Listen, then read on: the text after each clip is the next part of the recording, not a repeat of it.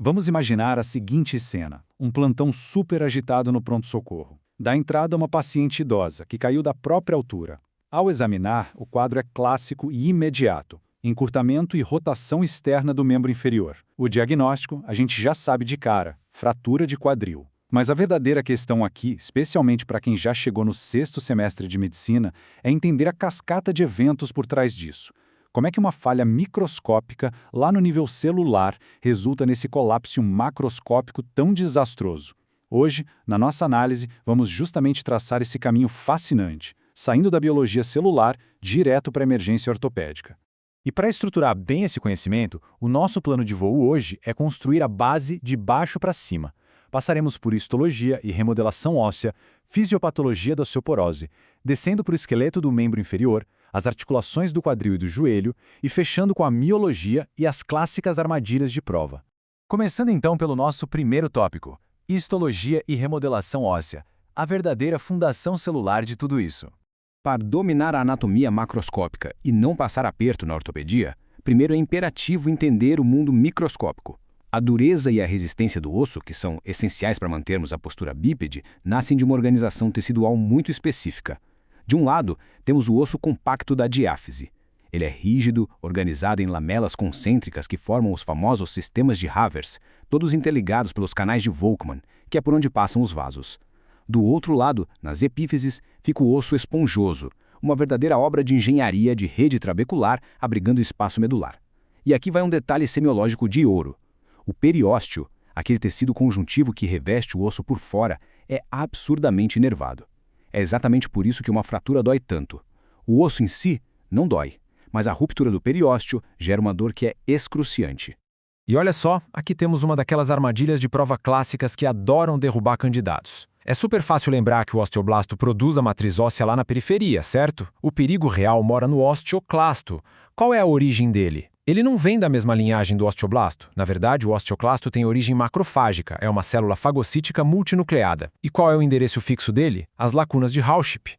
É exatamente lá que ele libera suas enzimas líticas para reabsorver o osso. Um processo fisiológico que é vital, mas que, quando desregulado, causa problemas gigantescos. E isso nos leva diretamente ao segundo ponto, a fisiopatologia da osteoporose. O que acontece quando essa remodelação falha? O que acontece quando aquele equilíbrio delicado e perfeitamente orquestrado entre a formação pelos osteoblastos e a destruição pelos osteoclastos é quebrado? A resposta é a osteoporose. O limiar clínico para o diagnóstico, medido pela densitometria óssea, é um T-score menor ou igual a -2,5. Se olharmos uma biópsia, o que vemos é uma perda de conectividade brutal. As trabéculas sofrem rarefação e o espaço medular aumenta. Basicamente, o osso perde toda a sua arquitetura interna de suporte, virando uma estrutura muito frágil, pronta para ceder sob qualquer impacto mínimo. Analisando de perto essa cascata fisiopatológica, o gatilho costuma ser a queda abrupta do estrogênio na menopausa ou o próprio envelhecimento natural. Isso ativa de forma totalmente descontrolada a via Rank-Rank-L. Precursores macrofágicos se fundem e criam um exército de osteoclastos hiperativos. Eles começam a dissolver a matriz óssea lá nas lacunas de Hauschip num ritmo muito, mas muito superior ao da reposição. Não é por acaso que essa via do Rank-L é o grande alvo terapêutico de drogas modernas. Inibir essa atividade osteoclástica é o exato mecanismo de ação de tratamentos de primeira linha, como os famosos bisfosfonatos. Indo agora para a escala macroscópica no tópico 3, esqueleto do membro inferior. Saindo da escala celular, a gente precisa entender o arcabouço que nos sustenta contra a força implacável da gravidade. A biomecânica de ficar em pé, a nossa bipedestação, é fascinante. Pensa na distribuição de carga. O peso da cabeça, do tronco e dos membros superiores desce inteirinho pela coluna vertebral. Em um indivíduo que tem, digamos, 48 quilos só nessa porção superior, esse peso é dividido perfeitamente ao meio lá na pélvia. Ou seja, impressionantes 24 quilos são transmitidos para cada articulação do quadril. E conforme o ciclo da marcha acontece e a carga desce pelo membro, ela chega a bater cerca de 12 quilos em cada compartimento do joelho. É um estresse mecânico absurdo. Para suportar esses 24 quilos de cada lado, a base de recepção tem que ser incrivelmente robusta. O osso do quadril, na verdade, é a fusão de 3 ossos distintos. O íleo, que forma aquela asa superior mais larga, o isquio, na região posterior inferior, que é exatamente sobre o qual sentamos, e o pubis, posicionado anteromedialmente. O ponto de convergência absoluto desses três ossos é o acetábulo. Esse é o soquete mecânico crucial, a cavidade articular profunda desenhada perfeitamente para abraçar a cabeça do fêmur. Descendo um pouco para a perna, a gente esbarra em mais uma armadilha clássica, daquelas figurinhas carimbadas em provas de residência. A tíbia e a fíbula andam juntas, mas as funções delas são radicalmente diferentes. A tíbia, que é medial e massiva, é a única responsável pela transmissão do peso do fêmur direto para o pé. Já a fíbula, que é lateral e fininha, tem simplesmente zero papel no suporte do peso corporal. E o detalhe mais importante de todos, a fíbula não se articula com o fêmur, de jeito nenhum. Ela serve basicamente para fixação muscular e para dar estabilidade ao tornozelo. Chegamos então ao nosso quarto tópico, articulações, focando no quadril e joelho, que são os nossos pontos de pivô mecânico.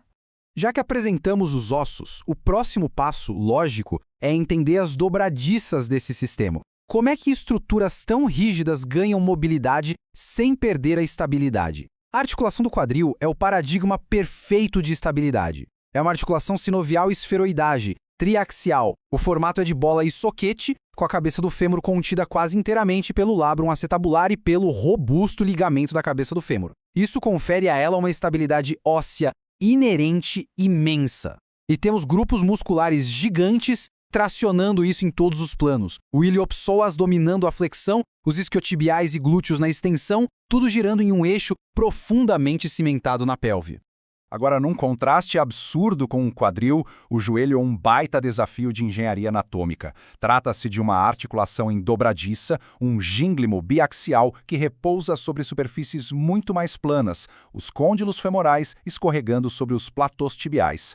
Como ele não tem aquela estabilidade óssea profunda do quadril, o joelho confia sua vida clínica inteiramente aos estabilizadores de tecidos moles. Sem os ligamentos cruzados, os colaterais e, claro, os meniscos atuando como coxins de absorção de impacto, essa articulação simplesmente colapsaria de imediato sob a força de tração extrema do quadríceps e dos isquiotibiais. Entrando no nosso último bloco, tópico 5, miologia e casos clínicos. Vamos analisar os verdadeiros motores do movimento.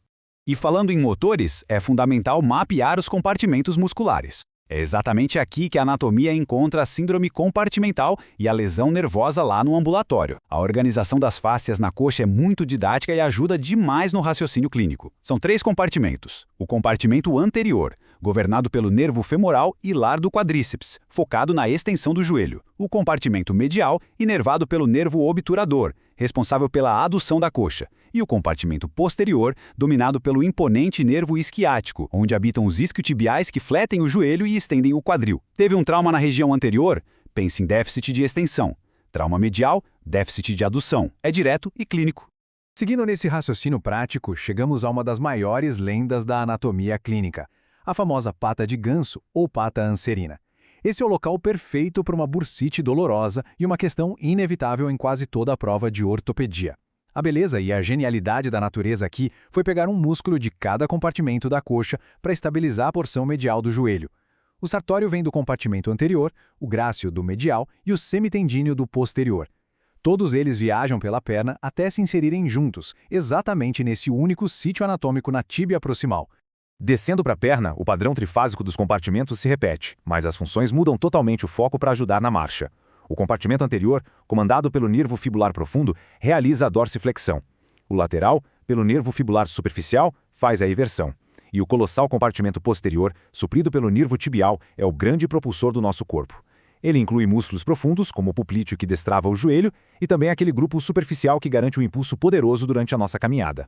Esse grupo superficial do compartimento posterior é formado pelo tríceps sural, que é basicamente a união das duas cabeças do gastrocnêmio com o músculo sóleo. Eles se fundem para formar um dos tendões mais potentes do corpo humano, o tendão do calcâneo. A mitologia conta que o herói foi morto por uma flecha direcionada bem ali, na sua vulnerabilidade máxima, o famoso calcanhar de Aquiles. Na prática ortopédica contemporânea, esse mito infelizmente se torna realidade o tempo todo. É um sítio muito conhecido por rupturas espontâneas, resultando na perda devastadora da nossa capacidade de flexão plantar.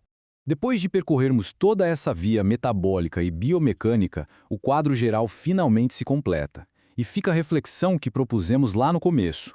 Como é que a hiperatividade microscópica de macrófagos, fundidos num espaço quase invisível de tecido, dita o destino de um arcabouço estrutural que suporta dezenas de quilos de pressão a cada passo? A resposta está exatamente nessa conexão inquebrável entre a biologia celular, o esqueleto e a biomecânica. Quando o microscópico falha, a gravidade triunfa sem piedade sobre a anatomia macroscópica. Fica o desafio de levar essa visão integrada, do micro ao macro, para as enfermarias e para a vida clínica diária. Um grande abraço e até a nossa próxima análise.